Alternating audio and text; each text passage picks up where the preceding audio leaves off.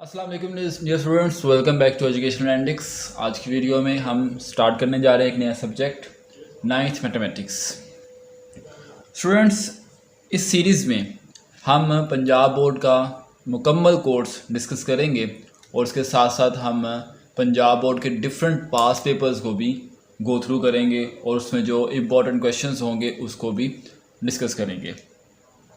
इस प्लेलिस्ट का फ़ायदा जो होगा वो हमारे अपने स्टूडेंट्स को भी होगा, क्योंकि जो हमारी एकेडमी टाइम पे स्टूडेंट जो लेक्चर्स ले रहे हैं बिल्कुल उसी तरह ये लेक्चर यहाँ पे भी डिलीवर किया जाएगा, ताकि अगर उन स्टूडेंट्स का लेक्चर मिस हो जाए तो देन वो भी इस लेक्चर्स को रिवाइज़ कर सकते हैं। और इसके साथ साथ हमारे जो रिमोट स्टूडेंट्स हमें जो फॉलो करते हैं उनको भी फ़ायदा होगा, वो भी विदाउट ज्वाइनिंग एनी एकेडमी वो भी इस प्लेलिस्ट को फॉलो करके अपने मैथ के पेपर की प्रिपरेशन कर सकते हैं। इसमें हम पंजाब बोर्ड का मुकम्मल कोर्स भी डिस्कस करेंगे और उसके साथ साथ इम्पॉर्टेंट क्वेश्चंस और जो पास पेपर होंगे पंजाब बोर्ड के उनको भी डिस्कस करेंगे। ये है हमारी फर्स्ट वीडियो जिसमें हम स्टार्ट करेंगे अपना चैप्टर नंबर 1 और उसमें हम सबसे पहला जो टॉपिक है वो डिस्कस करेंगे। तो स्टार्ट करते हैं स्टूडेंट्स। सबसे पहले हमारा जो टॉपिक है वो है मैट्रिक्स। स्टूडेंट्स, मैट्रिक्स को डिफ़ाइन हम करते हैं और उसके बाद देखते हैं कि मैट्रिक्स कहाँ पे हम इसको यूज़ करते हैं, हमें इसकी ज़रूरत क्यों पेश आई, और देन हम मैट्रिक्स की डिफरेंट टर्मिनोलॉजीज़ को डिस्कस करेंगे कि मैट्रिक्स के अंदर कौन कौन सी अदर टर्मिनोलॉजीज़ यूज़ होती हैं जो कि एक स्टूडेंट को आइडिया होना चाहिए। देन उसके बाद हम मैट्रिक्स की टाइप्स पे जाएंगे और देन हम मैट्रिक्स पे ऑपरेशंस को डिफ़ाइन करेंगे। तो स्टार्ट करते हैं। सबसे पहले तो इंट्रोडक्शन ऑफ मैट्रिक्स होगा। तो मैट्रिक्स की सबसे पहले हम डेफिनेशन लिख लेते हैं। तो मैट्रिक्स को इस तरह डिफ़ाइन किया जा सकता है कि मैट्रिक्स, स्टूडेंट्स मैट्रिक्स जो है ना वो सिंगुलर है और उसकी जो प्लूरल वैल्यू है वो है मैट्रिसेस। ठीक है, इसको डिफाइन हम कैसे कर सकते हैं, अ रेक्टेंगुलर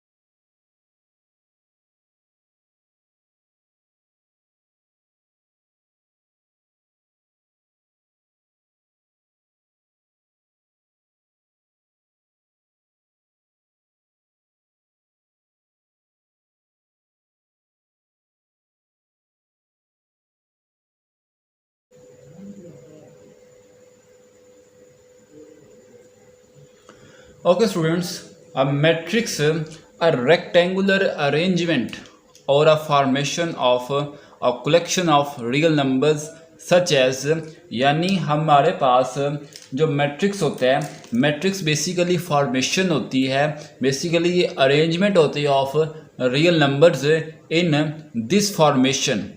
और इस अरेंजमेंट को अगर हम स्क्वायर ब्रैकेट्स में इनक्लोज्ड कर दें, जिस तरह ये मैंने आपके सामने मैट्रिक्स की फॉर्म लिखी है, अगर हम रियल नंबर्स को इस तरह अरेंज करके उनको मैट्रिक्स को हम स्क्वायर ब्रैकेट्स में क्लोज्ड कर दें तो उसके पास जो हमारे पास बनने वाली जो वैल्यू होती है उसको हम कहते हैं मैट्रिक्स।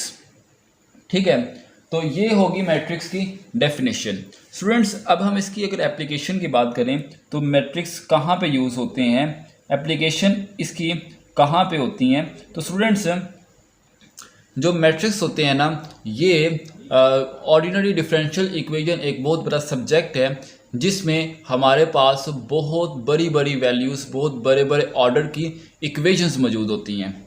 जैसे हमारे पास अगर पॉलिनोमियल की बात करें तो पॉलिनोमियल हमारे पास होती हैं ax2 plus b x plus c is equal to 0, sorry यहाँ पे p ऑफ x, ये सेकंड ऑर्डर की है।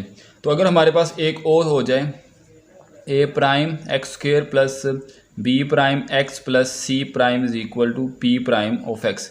ये हमारे पास दो इक्वेशंस बन गई। इस तरह हम बहुत सारी इक्वेशंस बना सकते हैं और ये सिर्फ सेकंड ऑर्डर की है, हम इसके ऑर्डर्स को भी इंक्रीज़ कर सकते हैं। तो स्टूडेंट्स, ऐसी इक्वेशंस जिनके ऑर्डर काफ़ी सारे ज़्यादा हों और वो इक्वेशंस सिस्टम ऑफ इक्वेशंस हो जिसमें दो से ज़्यादा इक्वेशंस मौजूद हों, तो उस सिस्टम को हम सॉल्व करने के लिए हम मैट्रिक्स को यूज़ करते हैं। अगर हम इस इक्वेशन को, इस सिस्टम को अगर हम सॉल्व करना हो मैट्रिक्स की फॉर्म में, तो स्टूडेंट्स हम इसका मैट्रिक्स बनाते हैं, जैसे कि इसका कोएफिशिएंट ए, इसका कोएफिशिएंट बी, इसका कोएफिशिएंट सी और इसी तरह नीचे वाली का कोएफिशिएंट ए प्राइम, बी प्राइम और सी प्राइम। तो इससे हमारे पास बनेगा मैट्रिक्स और हम इस पे डिफरेंट रूल्स अप्लाई करेंगे जो कि हम नेक्स्ट फर्दर वीडियोस में हम डिस्कस करते जाएंगे step by step.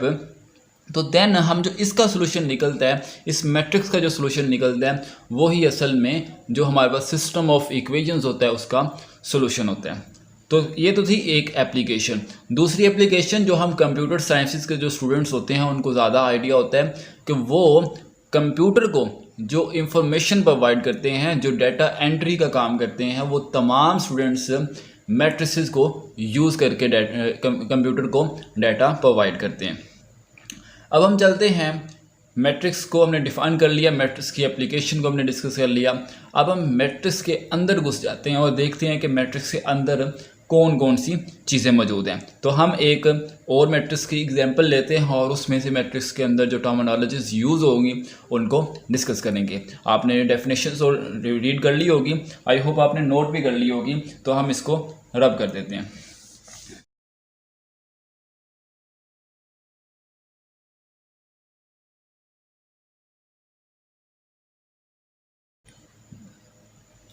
Okay students, तो मैंने आपके सामने एक मैट्रिक्स ले लिया है। अब हम डिफाइन करते हैं मैट्रिक्स के अंदर टर्मिनोलॉजीज।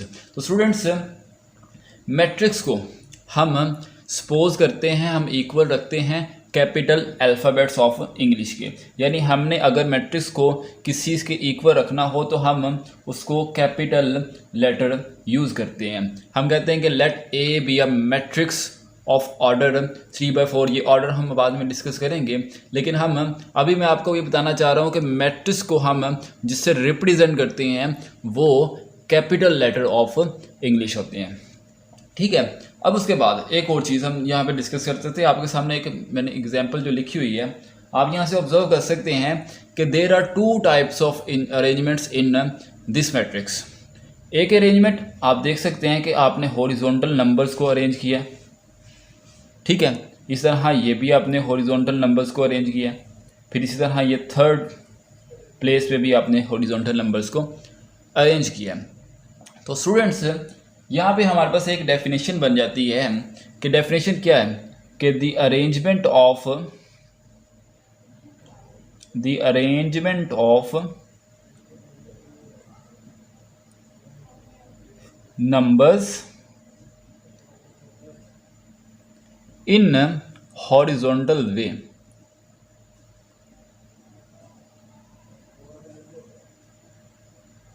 is called, बहुत इंपॉर्टेंट कॉन्सेप्ट है, is called rows of a matrix, rows of a matrix।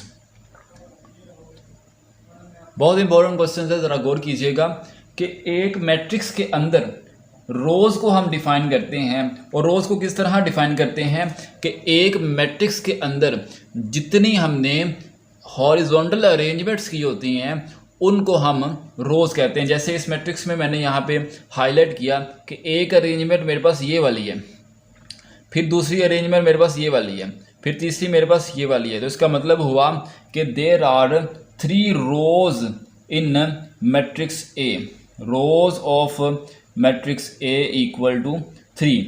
क्यों? क्योंकि यहाँ पे 3 टाइम्स हमने 3 अरेंजमेंट्स की हुई है हॉरिजॉन्टल वे में। तो ये हमारे पास कॉन्सेप्ट हो गया रोज़ का। सिमिलरली आप खुद उस पर ऑब्जर्व कर सकते हैं कि आप खुद देख सकते हैं कि यहाँ पे हॉरिजॉन्टल के साथ साथ वर्टिकल अरेंजमेंट्स भी तो हो चुकी हैं। जैसे कि ये वाली, ये देखें, ये एक अरेंजमेंट है, एक ये अरेंजमेंट है, एक ये वाली, और देन एक ये वाली।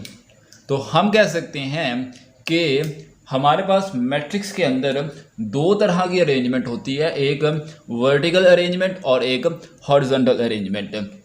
तो हॉरिजॉन्टल अरेंजमेंट को तो हमने नाम दे दिया, तो वर्टिकल अरेंजमेंट को हम नाम देंगे the arrangement of numbers in the arrangement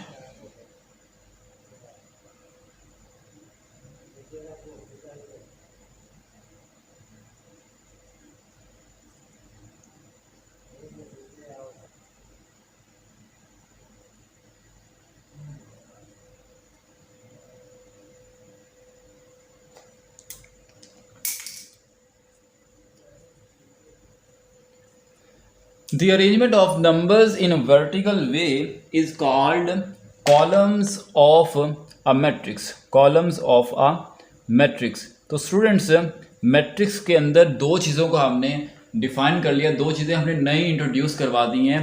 एक तो थी रोज ऑफ अ मैट्रिक्स और दूसरा है कॉलम्स ऑफ अ मैट्रिक्स।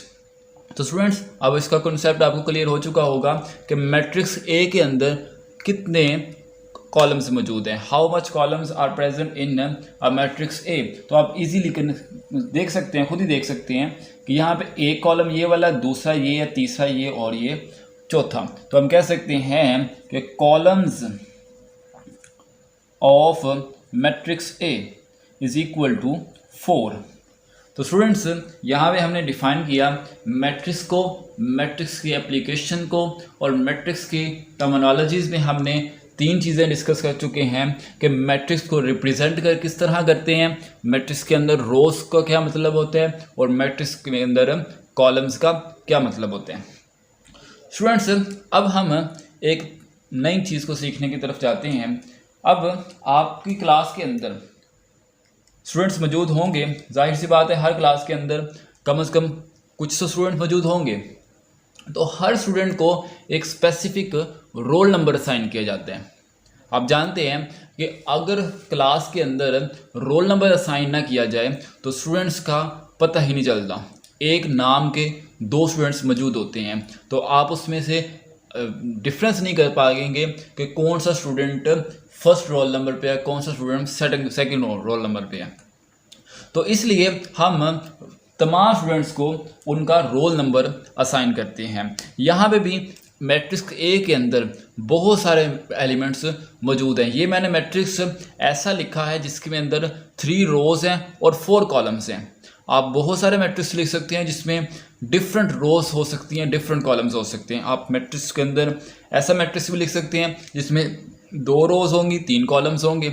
ऐसा मैट्रिक्स भी पॉसिबल है जिसमें 1 रो होगी, 2 कॉलम्स होंगे। सो ऑन, आप बहुत सारे मैट्रिक्स को डिफाइन कर सकते हो। तो ऐसे मैट्रिक्स के अंदर एलिमेंट्स मौजूद होंगे। आपके सामने जो मैट्रिक्स मैंने लिखा है इसके अंदर 1 3 टाइम्स रिपीट हो चुका है। 1 3 टाइम देखें, ये भी 1 मौजूद है, फिर ये भी 1 मौजूद है, ये भी 1 मौजूद है। तो these are same numbers but ये डिफरेंस है, ये डिफरेंट हैं। क्यों? क्योंकि इनके रोल नंबर्स डिफरेंट हैं। इस तरह यहाँ पे 2 मौजूद है, यहाँ पे भी 2 मौजूद है। ये नंबर्स तो सेम है लेकिन इनकी प्रॉपर्टीज डिफरेंट है क्योंकि इनका रोल नंबर डिफरेंट है। अभी मैं रोल नंबर को कह रहा हूँ लेकिन आप ये मैं थोड़ी देर बाद आपको मैं इसका असल नाम बताऊंगा कि असल इसको क्या कहते हैं। इस तरह यहाँ पे 3 देखें तो 3 भी यहाँ पे मौजूद है, 3 यहाँ पे भी मौजूद है। नंबर्स आर सेम बट इनका रोल डिफरेंट है, इनका रोल नंबर डिफरेंट है। ठीक है। तो स्टूडेंट्स अब हम जानते हैं कि किसी चीज़ का एड्रेस या किसी चीज़ का रोल नंबर उसकी पोजीशन के एतबार से होते हैं। तो आप देखेंगे कि यहाँ पे जो यहाँ पे जो नंबर मौजूद है, ये वाला ये नंबर जो मौजूद है, इसको आप देखें तो आप मुझे खुद बताएंगे कि ये नंबर कहाँ पे मौजूद है, इसकी पोजीशन कौन सी है। तो आप देखेंगे कि ये नंबर मौजूद है पहली रो में और पहले ही कॉलम में। ठीक है। तो यहाँ पे हम कह सकते हैं कि मैं ए नंबर को दोबारा अगर डिफाइन करूं तो मैं कह सकता हूं कि पहला नंबर जो भी है स्पेस के ए नंबर है तो उसका एड्रेस कौन सा है, फर्स्ट रो फर्स्ट कॉलम। ठीक है।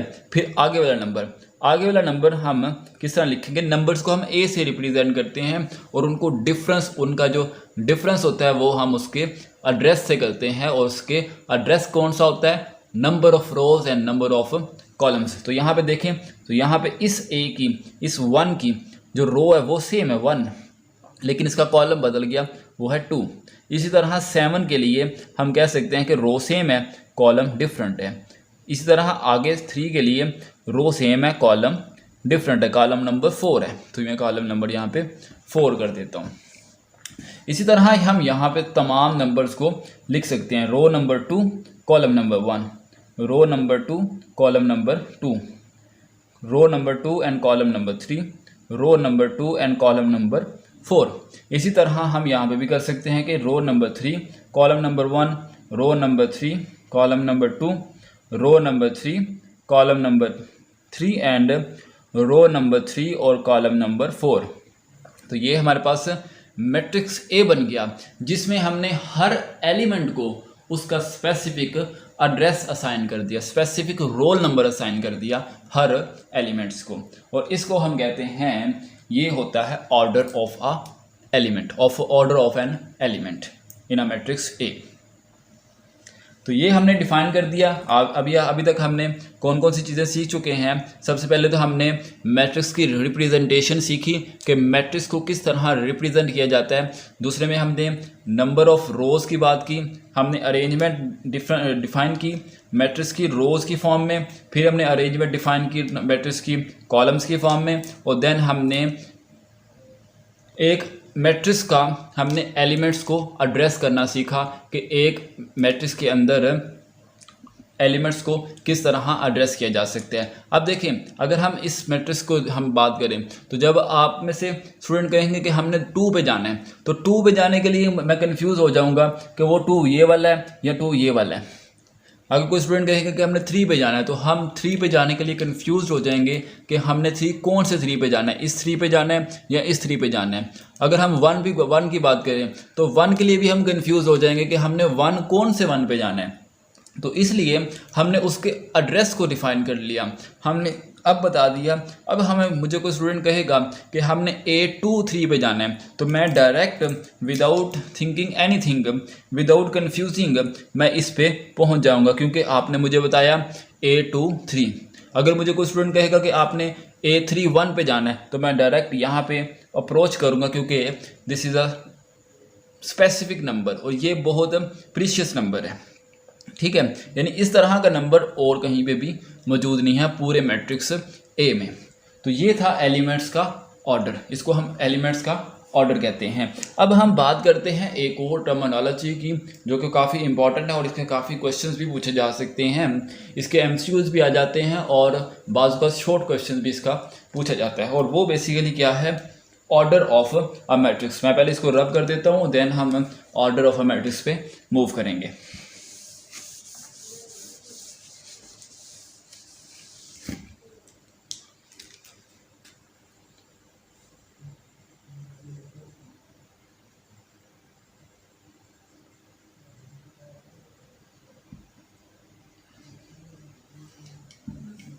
ओके स्टूडेंट्स, तो हम मूव कर गए हैं ऑर्डर ऑफ अ मैट्रिक्स। तो सबसे पहले हम मैट्रिक्स लिख लेते हैं, क्योंकि आपको पता है मैट्रिक्स को हम कैपिटल लेटर से डिनोट करते हैं। तो यहाँ पे मैं अपनी तरफ से एक मैट्रिक्स डिफाइन करने जा रहा हूँ।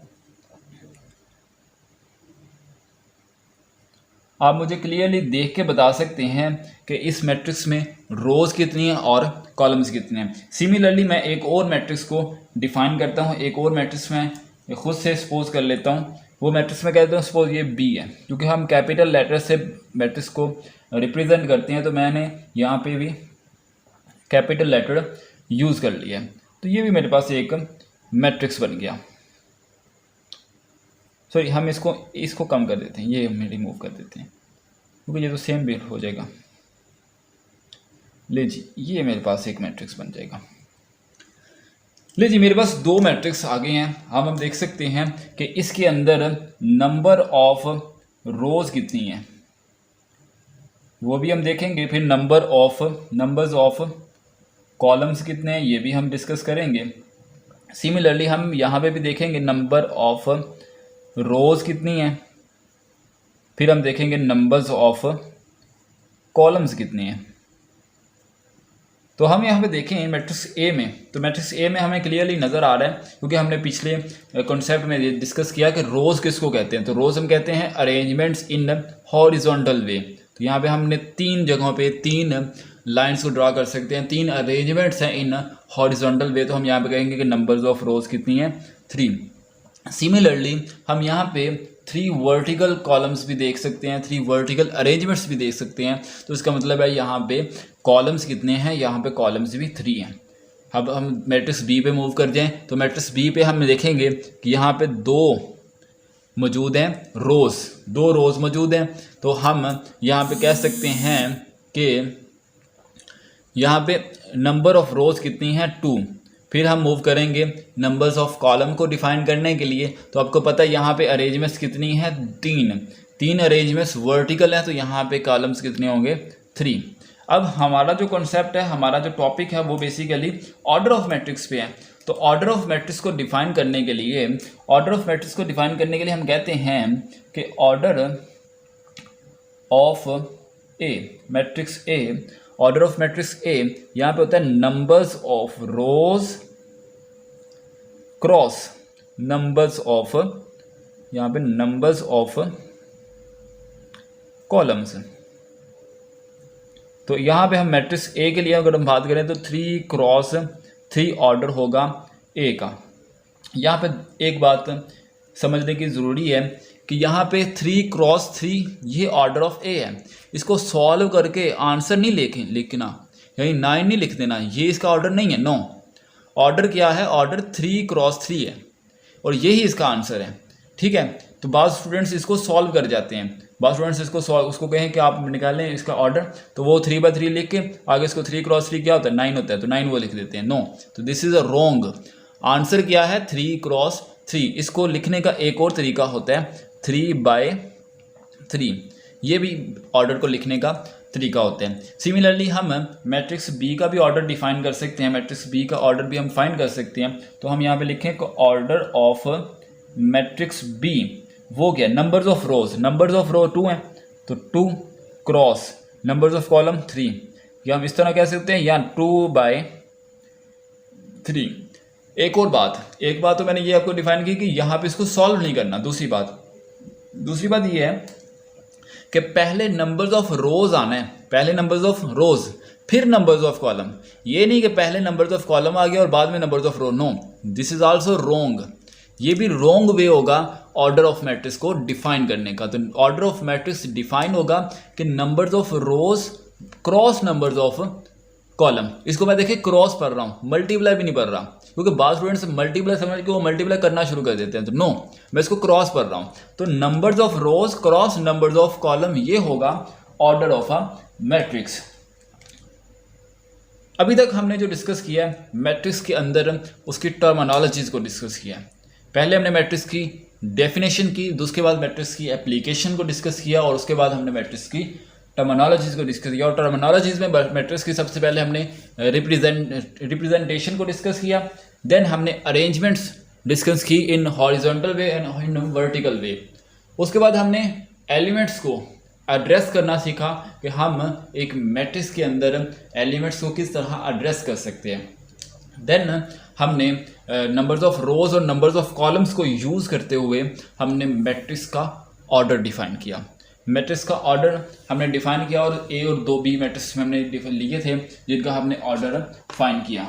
अगर हम एक्सरसाइज की तरफ मूव करें तो स्टूडेंट्स हमारे पास क्वेश्चंस मौजूद हैं। क्वेश्चन नंबर 1 जो कि आपकी बुक जो पंजाब करिकुलम टेक्स्ट बुक मौजूद है हमारे पास, उसमें क्वेश्चन नंबर 1 उसमें order of a matrix find करने हैं।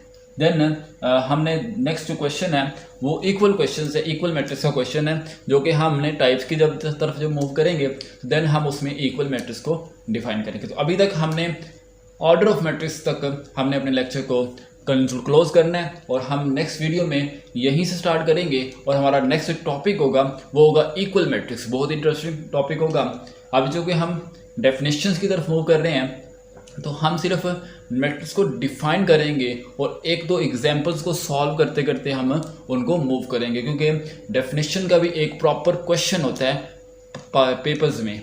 तो उस पेपर्स में उस क्वेश्चन को सॉल्व करने के लिए हमें डेफिनेशंस भी अच्छे तरीके से आनी चाहिए। तो हमने यहाँ तक मैट्रिक्स के ऑर्डर को डिफाइन किया। नेक्स्ट वीडियो में हम डेफिनेशन ही करेंगे लेकिन मैट्रिक्स की टाइप्स की तरफ। तो मैट्रिक्स की टाइप को हम डिफाइन करेंगे और जितनी भी टाइप्स होंगी इंशाल्लाह हम एक ही लेक्चर में उसको मुकम्मल कवर कर लेंगे। तो अपना बहुत ख्याल रखिएगा। नेक्स्ट वीडियो तक हमारा इंतज़ार भी कीजिएगा और हमारे लिए दुआएं भी कीजिएगा। हमारी इस वीडियो को अगर आपको पसंद आई है तो आप इसको लाइक करें, लोगों के साथ शेयर भी करें और हमारे चैनल को सब्सक्राइब भी करें ताकि फ्यूचर में आने वाली वीडियोस आप तक बर वक्त पहुँच सके और आप उसकी प्रिपरेशन भी कर सकें। तो अपना बहुत सारा ख्याल रखिएगा। अल्लाह हाफिज़, मिलते हैं नेक्स्ट वीडियो में।